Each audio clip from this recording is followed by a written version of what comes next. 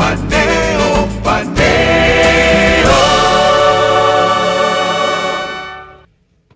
Continuamos en Paneo Semanal por esta Sol 106.5 FM. También en YouTube, en nuestro canal Paneo Semanal, en el canal de Sol 106.5, así como también en nuestras redes sociales, Instagram, Facebook y Twitter. Bueno, seguimos en el plano local, esta vez con los números, la reforma. Bueno, tú sabes que ha ido circulando un documento que decía Jaime Aristes Scudder que se parece a famoso prólogo de Basile del año 1933, a un libro publicado por Balaguer que ensalzaba a Peñavalle, y cuando llega a mano de Trujillo, Trujillo entonces se molesta porque evidentemente todo lo que no fuera una apología al régimen y a la figura, pues entonces generaba la reacción del tirano, ¿no? Y entonces el embajador en ese momento, era embajador en Francia, le escribe al presidente: excelentísimo señor presidente, Rafael Leonidas Trujillo Molina, benefactor de la patria nueva, padre de nuestra independencia económica y demás. Escribí prólogo, mas no leí libro. Entonces, y decía Jaime que en su comentario que el gobierno ha dicho: redacté reforma, mas no la filtré, no la sometí, o sea, esa no es la reforma. Sí, ciertamente un documento oficial. Yo hice esto, por eso no. Donde hay un menú de opciones, como se llama, ¿verdad? Y eso se filtró. A mí realmente yo le critico mucho a los políticos, la clase política dominicana, y es algo que yo trato de no, en lo que trato de no caer, y es que querer tomarle el pelo a la gente. O sea, como que los demás son tontos, por no decir otra palabra. Y que resulta que nadie se dio cuenta de que eso fue, como se llama, un globo de ensayo. Es decir, una manera de ir testando o de ir preparando a la población ante lo que es una reforma regresiva. Ya lo decíamos cuando escuchábamos al ministro de Economía, Planificación y Desarrollo hablar de la ampliación de la base del ITEVIS. Aquí vemos que se cambia el ITEVIS por el IVA. La cambiadera de nombre, lo mismo. No, pero no una cambiadera de nombre. No, y tiene implicaciones. Todo. Claro. El impuesto, y lo decía Edgar Banista en un documento que ha circulado, abogado, reputado, experto en materia tributaria, impuesto a la transferencia, y que tiene un ejercicio amplio, probablemente de cerca de más de 30 años en esa materia, decía que esto tiene un elemento muy importante que hay que resaltar. Dice Edgar: se cambia el término ITEVIS por el de IVA. Con este asunto hay que hilar fino, pues con el ITEVIS solo se está grabada la transferencia de bienes industrializados, es decir, lo que han sido transformados, lo que tiene un valor agregado. Con lo cual, de manera automática, quedan exentos de ITEVIS los productos naturales o no industrializados. ¿De qué estamos hablando de esto? Los productos agrícolas. Sí, la papa, la yuca, la cebolla. El arroz. Materias primas. Carnes. El arroz incluso se pudiese decir que sí. Pero es una factoría. Porque lleva un proceso de transformación, ¿no? El arroz es de cascara, lleva un pulido, lleva una serie de elementos, sin embargo está exento. Carnes, etcétera.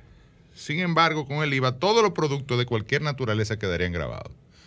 Entonces, ¿qué es lo que uno prevé aquí? Bueno, que lo que se está planteando, aunque se habla de disminuir paulatinamente la tasa del ITEVIS de 18 a 16, la contraprestación de esa disminución, porque es una reforma que no está hecha para disminuir ingresos, sino para aumentar ingresos, es la ampliación de la base del ITEVIS. Llevarlo a otro impuesto, es decir, a otra modalidad del impuesto al valor agregado, que es el IVA,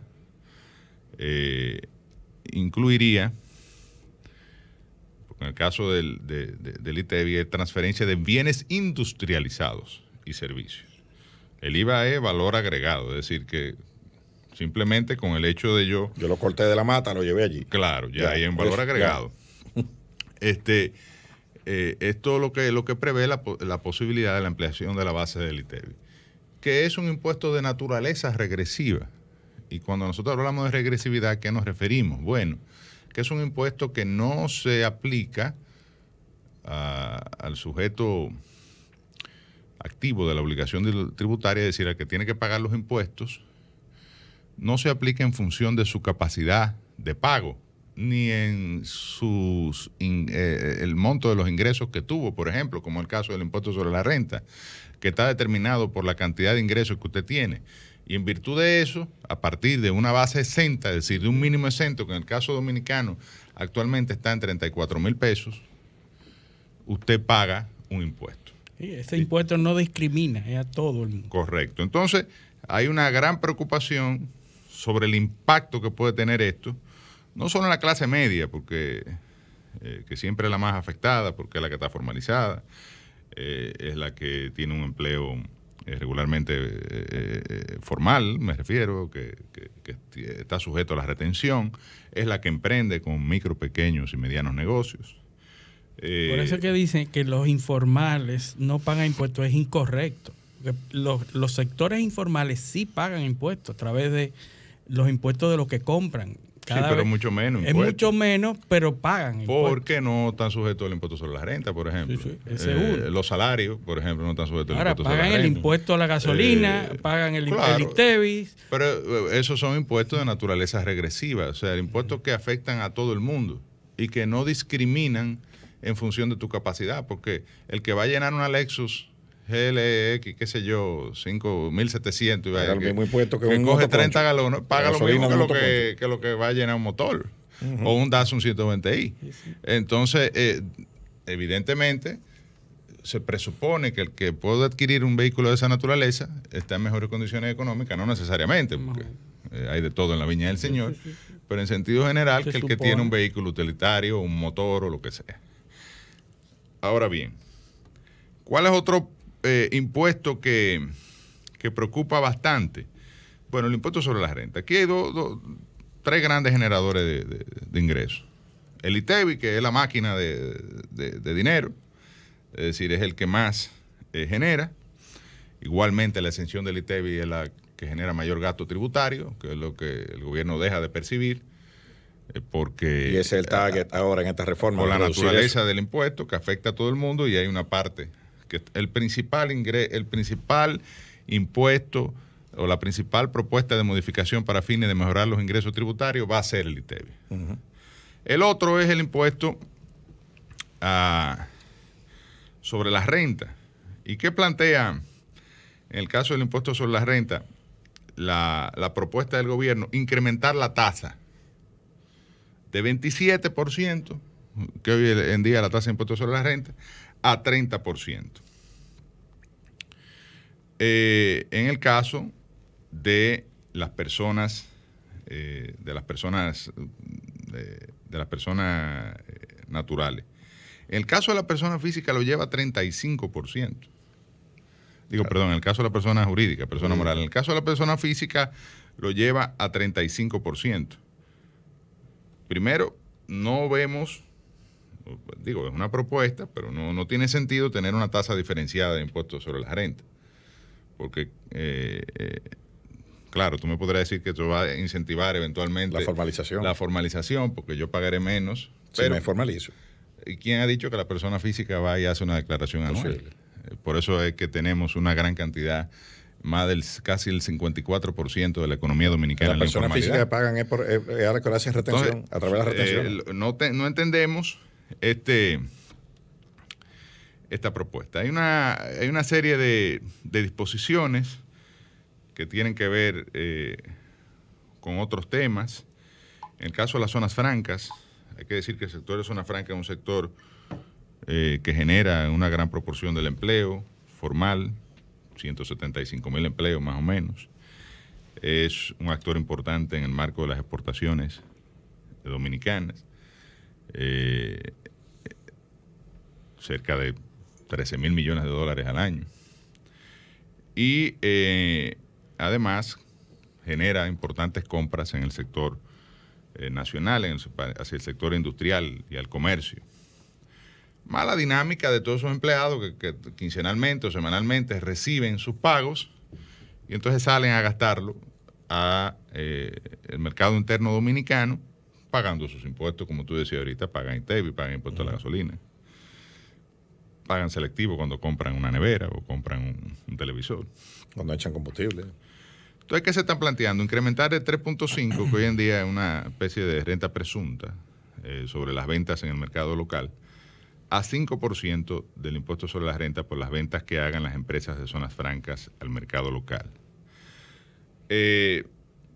Dice Edgar que un 5% sobre el monto bruto de las ventas es demasiado, pues para pagar un 5% de impuesto hay que ganarse limpio cerca de un 25%. Además, que no incentiva las ventas en el mercado local, cuando lo que debería incentivarse es lo que se llama el encadenamiento productivo y la posibilidad de que sectores de zona franca también tengan el mercado local, pagando evidentemente un impuesto que suponga o genere la ficción de los impuestos que pagan el sector industrial normal, de régimen ordinario, digamos, cuando haga su venta al mercado local. Finalmente, él hace una reflexión. Hay otros impuestos a los activos empresariales, a los cheques, patrimonio de la persona física. Pero finalmente, él hace una reflexión interesante. Bueno, se establece incremento de impuestos selectivos a la bebida alcohólica, a las bebidas azucaradas. Esto siempre ha sido un elemento.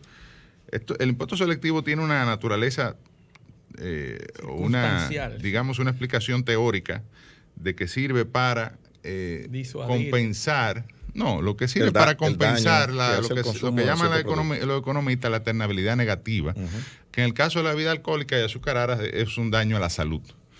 La obesidad, por ejemplo, derivada del consumo de alimentos azucarados y altos en grasa. Disuadir a su consumo Pero mentira, la gente sigue bebiendo. Claro. Al final de cuentas, es una necesidad fiscal. No tiene esto un estudio de salud. Es la justificación mercadológica. A la razón de por qué aplicar el impuesto, por qué incrementar el impuesto, si debe ser más o menos. Y lo de las bebidas azucaradas es algo que hace tiempo se ha estado tratando de hacer. Impactaría los refrescos, los jugos, los quimalitos, los energizantes, cosas que consume la mayoría de la población. Finalmente hace una reflexión que es muy interesante sobre el impacto que tiene los impuestos en el crecimiento económico, en la posibilidad de fomentar las inversiones. Si tengo 100 millones, dice él, que van a pagar un 1% de impuesto de patrimonio, o sea, 1 millón, de parte de las propuestas, o de lo que también está vigente, aporto a una compañía que paga otro 1% de impuesto de capital de sociedades, ya van 2 abajo, hasta ese momento he pagado un 2%. Si con ese aporte que hice mi empresa compra un inmueble para alquilarlo, tendría que pagar un 3%, más del impuesto a la transferencia de inmueble, con lo cual ya llevo un 5% abajo. Pero además mi empresa tiene que pagar cada año un 1% del impuesto a la propiedad inmobiliaria, con lo cual ya llevo un 6% abajo y no he empezado a producir. En adición, cuando mi empresa y yo empezamos a trabajar, hay que pagar un 20% de mi salario a la Tesorería de la Seguridad Social. Retenerme e ingresar al fisco un 35% de mi salario por impuestos sobre la renta y mi empresa otro 30% de su impuesto sobre la renta. Pero si con todos estos impuestos la empresa llega a tener beneficios y me paga dividendos, entonces debo pagar otro 10% de impuesto a los dividendos. ¿Qué usted opina? ¿Es fácil invertir en nuestro país? ¿Y la offshore? ¿Pagan todo eso? No pagan nada, Eliseo. Bueno, pregunta lo que tienen Pandora Papers. Entonces, ahora vamos a la parte política de esto, porque aquí yo estoy viendo dos discursos que están totalmente divorciados, emitidos por la misma persona. Nótese que los que viven acabando conmigo, que yo tengo aquí una tribuna política, simplemente yo me limité a reproducir lo que dicen economistas como Jaime Aristi o abogados expertos en derecho tributario como Edgar Banista. Y yo ahora me voy a limitar a leer lo que decía el PRM antes de llegar al poder, del plan de gobierno que está depositado en la Junta Central Electoral, la página 211, para que no lean mucho. Ahí hay un cuadro, en esa página 211, donde hay una estimación hecha por técnicos del PRM sobre la eficiencia del gasto público. ¿Y qué dice esa estimación? Bueno, ellos dicen que aquí se perdía un 2.1% del Producto Interno Bruto por ineficiencia en el gasto público, que son 103.300 millones.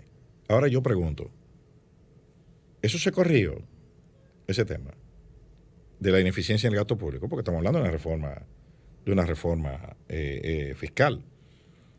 Entonces, si usted dice, antes de llegar al poder, un año, y usted tiene un año en el poder, y hay que hacer una reforma fiscal, usted tiene que enseñar que usted ha resuelto este problema, porque tiene que haber algún tipo de compromiso, contraprestación de parte del gobierno.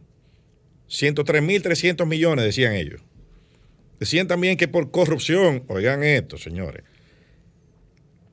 era un 14.5% del gasto público, sin incluir el pago de la deuda. O sea, el monto de la corrupción monstruosa, de dimensiones catastróficas que había aquí, según decían ellos, representaba el 14.5% del gasto público, sin incluir el pago de la deuda.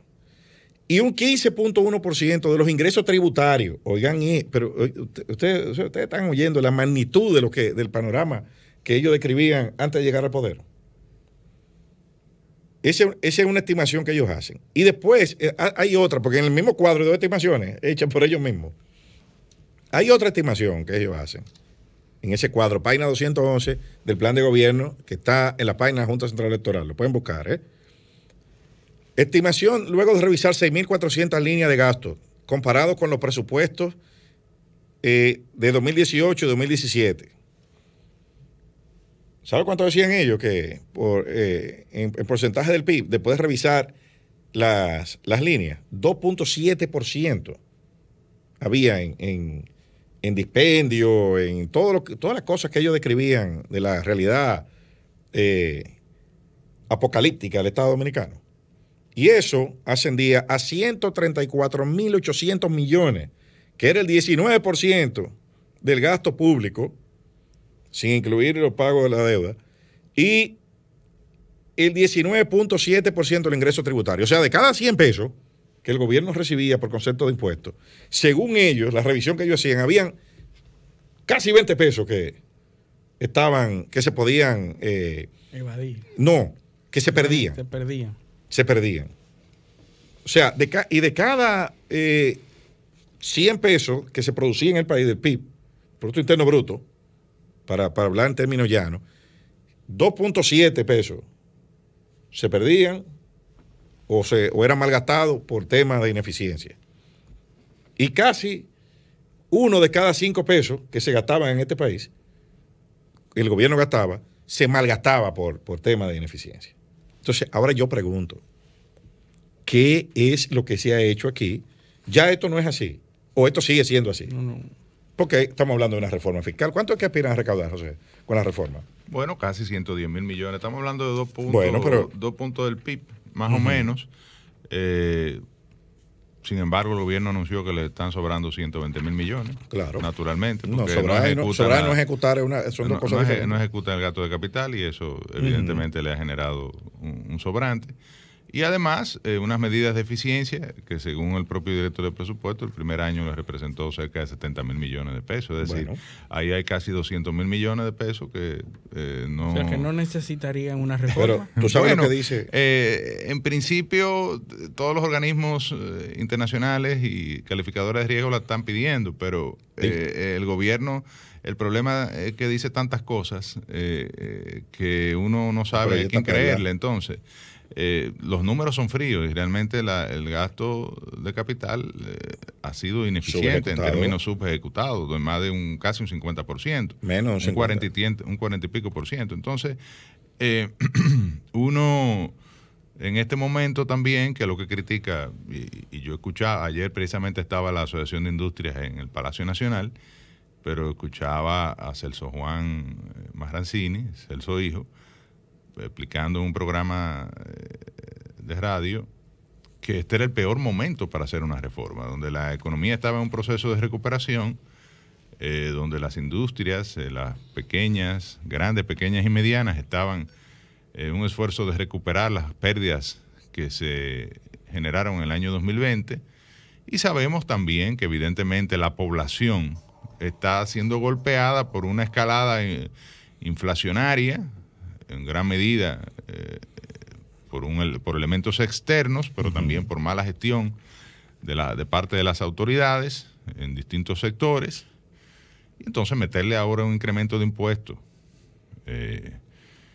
una reforma como la que se está planteando, la que se ha visto, que evidentemente el gobierno la circuló adrede a propósito para ver estas reacciones, y ya ha dicho el director de presupuestos, José Rijo, que es inminente la presentación y que eso va sí o sí. Sí o sí. Y que ya el pacto fiscal se hablará de eso después, pero que la reforma va.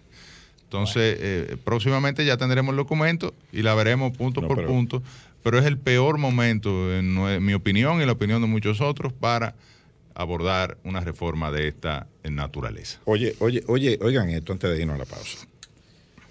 Desmontar la corrupción en la impunidad. Es el plan de gobierno, página 212. Acabar con la corrupción en la impunidad tiene un mérito propio de carácter ético que lo convierte en un tema prioritario en el gobierno del PRM. Pero también tiene una dimensión instrumental. En efecto, el desarrollo necesita financiamiento y una de esas fuentes de ingresos son los tributarios. Entonces, entre paréntesis, presión tributaria. Se han mantenido por debajo del 15% del PIB, claramente insuficiente, aún si fuesen bien gastados, si fuesen bien gastados. Sin embargo, el gobierno no tiene, o sea, se estaba refiriendo al gobierno anterior, del PLD. El gobierno no tiene la legitimidad de introducir nuevos impuestos, aunque sí la legalidad. Para poder revisar la política impositiva es necesario desmontar la corrupción y la impunidad, lo cual convierte este tema, oigan esto, lo cual convierte este tema en un instrumento de política económica. ¿Están oyendo? ¿Por dónde era que ellos andaban cuando estaban en la oposición? ¿Tú sabes qué es lo malo? Que siguen en el mismo, montado en el mismo discurso.